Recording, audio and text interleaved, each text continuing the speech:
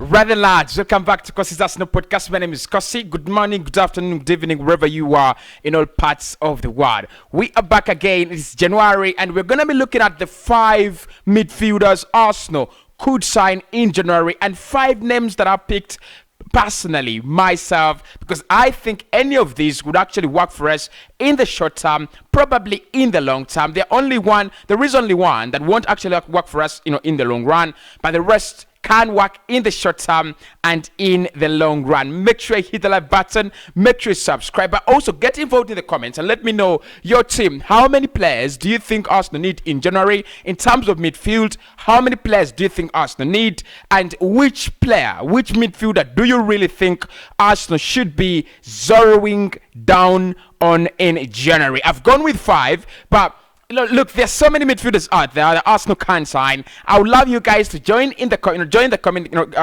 the conversation in the comments below. I'll be in the comments after I upload this video, and I'm going to be replying to all your comments. I'm going to be criticizing your signings, and I'll be uploading those that I really think are actually good. And of course, criticize mine, and do as well upload if you feel like, yes, I'm doing a good job in terms of picking midfield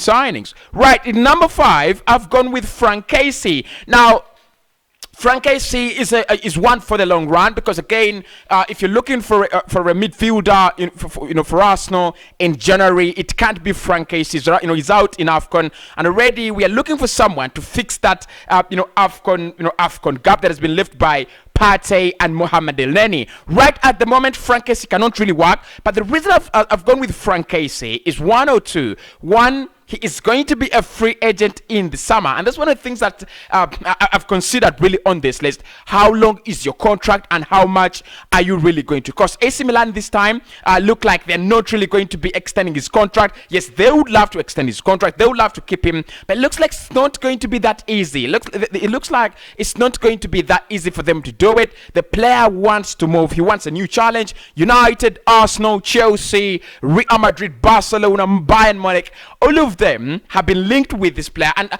for me, that shows you the quality of Frank Casey. It just shows you how good he is as a player and how magnificent he can actually do for you. The problem with Frank Casey that I have with him and with this Arsenal side is he doesn't have that progressiveness like players like Renato would bring you, or players like Philippe Coutinho or Gigi Wijnaldum. He's more like a very, very defensive man, and he would work better for a club like Manchester United. Probably when I discuss one signing every club should make on 9-9 spot, United, I will give them Frank Casey, because look, Arsenal do need a very, very actually, we need a bowler. That is what we need. We need someone like Nicolo Barella. It's very, very difficult to get Nicolo Barella in January or even in the summer if you're Arsenal, because we are not yet back at that level to attract players like Nicolo Barella, and it's not on my list for that reason. But I think the beauty with Frank Casey again is, if you're looking for a midfielder that can give you that defensive cover,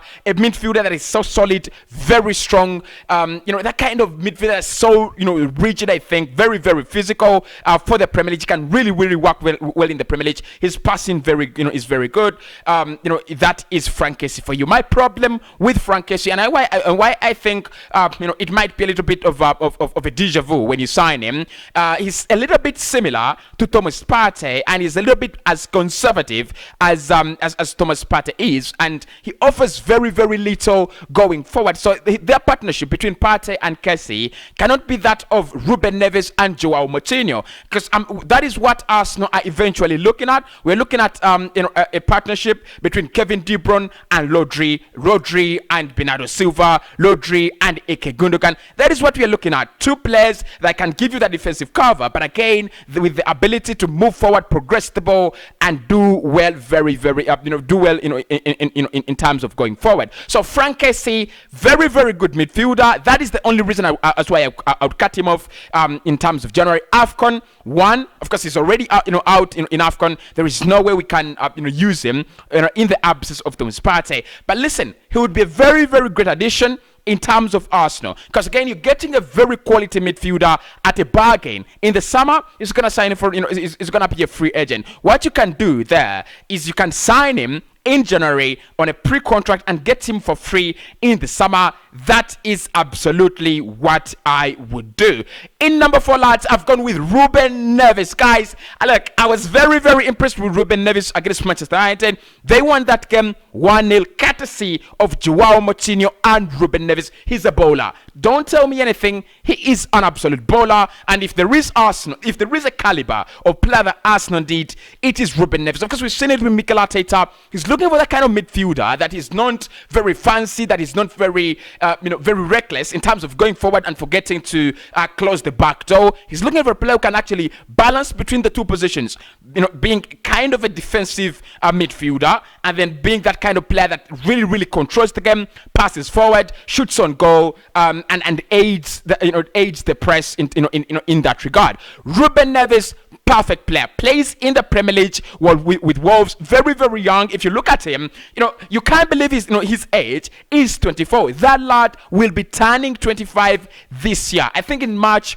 or April. You can't really believe that. He's very, very old on his face, but very, very young in terms of his actual age. I do not know whether he actually cheated, but his face really suggests otherwise, because there's so many players whose faces suggest otherwise, and they're really, really young.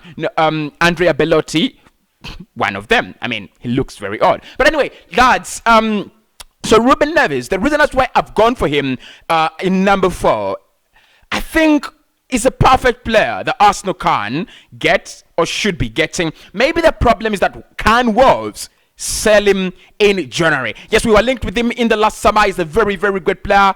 Linked with Arsenal in the last summer, linked with Manchester United as well, and Liverpool, if I'm not really forgetting. And it was just 40 million euros. That was the asking price. The player was really, really ready for the next challenge, and Arsenal knew that. Mikel Arteta, Edu, all of them knew that Ruben Nevis was ready for the next challenge. Why we didn't go for him, I really can't understand. It seemed like there was a lot of confusion in this Arsenal team. We had Ruben Nevis on our list. We had Renato Sanchez, Bruno Guimaras, House Mawa. There's so many midfielders that we were linked with, and what is surprising is that we didn't sign any of them. I mean, I didn't get it. But Ruben Nevis, lads, if you're looking at what Arsenal need in terms of necessity, in terms of urgency, that is the man. He's just a bowler. He's just he's just kind of that kind of hybrid in that role. He's so good. I mean, he's just, for me, he's better than players like Georgina, because what Georgina does is pick up that ball and just pass it around. Ruben Nevis does that, and he's gonna take an extra mile of shooting outside the box. Yesterday, he almost scored a cracker against Manchester United. It was this small. The margin was this small. It was the brilliance of David De Gea that actually denied him. Ruben Nevis, lads, we do not have a player like that. If you play him next to Thomas Partey, I think Partey gets more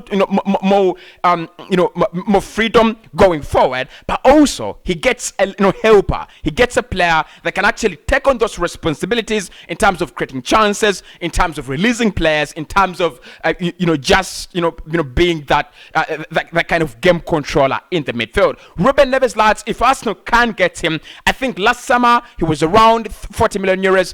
This summer, I don't know, he has not yet extended his contract. It might be around maybe 35 million euros in January. If we can try to go for Ruben Nevis, I think it's a signing Arsenal should definitely go for. In number 3, lads, I've gone with Renato Sanchez. Can you believe it? Yes, he was part of my top 2, but then I developed new priorities. But again, lads, Renato Sanchez, there is only one disadvantage with Renato Sanchez. I was about to say disciplinary record. I'm lying. His injury record. That is his problem. And I think as a player, as a young player, he's only 24. If you look at what Arsenal are trying to do, if you look at what the kind of age group we're trying to recruit at Arsenal, he's just there. The only problem I have with Renato, he cannot play for you 20 games, 25 games consistently, and in that role, you've seen Xhaka do it. You've seen players like Alexander Song-Bilong do it. You've seen players like Cesc Fabregas do it. You've got to be consistent. You've got to be available day in, day out. That's why, and it's one of the reasons I like players like Cossy and players like Ruben Nevis. Their durability and their reliability. They're always there. They're always playing in that in that area. They're always throwing their bodies on the line, day in, day out, but they definitely never miss 10 games. They never miss 5 games out injured. That is the beauty with players like Ruben Nevis. Renato Sanchez coming to a club, like Arsenal, you're going to be very important because, again, that is according to what Mikel Arteta is trying to do, that is a role that is very, very important in this Arsenal side. And you can see Odegaard is really, really, really burdened a lot. You need a player who can give you that kind of creativity right from deep in the midfield, so that Odegaard, is given more freedom to move into other wider players of the pitch and create more chances from there. Odegaard for me is a very, very good player, but at the moment you need someone who feeds Odegaard, someone who shares responsibilities with Martin Odegaard. That player is Renato Sanchez. He's a bowler, his passing accuracy is okay, and I think his take-ons as a midfielder is just exciting. And again, I've already said, in terms of a central midfielder, I need a player that is really ready to be exciting. I need a player with some kind of flair, because it can't be boring. Absolutely, it can't be boring. I mean, it's a joy to watch players like Frankie De Jong. It's a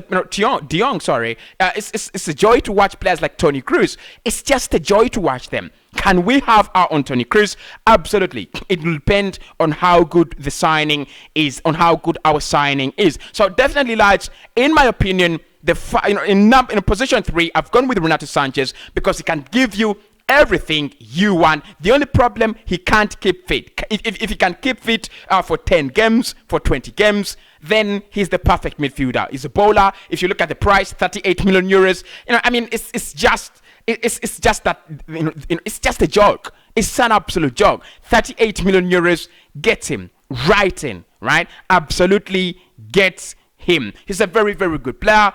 Position 3, in number 3, I've gone with Renato. Do tell me if you agree with me or not. In number 2, lads, then I've gone with the man himself, Georgina Bernardin. Everybody's gonna say, Cossy, you're crazy. You're absolutely crazy. I think I've gone with Georgina because of one, the player in number 1, which I'll definitely tell you later at the end of this. But the reason I've gone with Georgina Bernardin, again, is another player that has Premier League experience, another player that is press resistant, another player that I think is really talented and underrated. Now, I'm not bringing him in because he's underrated, because I do not even care whether you're underrated or not. What I want is what you can offer on the table. What Arsenal need at the moment is a good player, but we might also need, many fans forget this, and I cannot forget this because I've been an Arsenal fan for quite some time now, is in January, we always work with a budget, a small budget, to be very, very precise.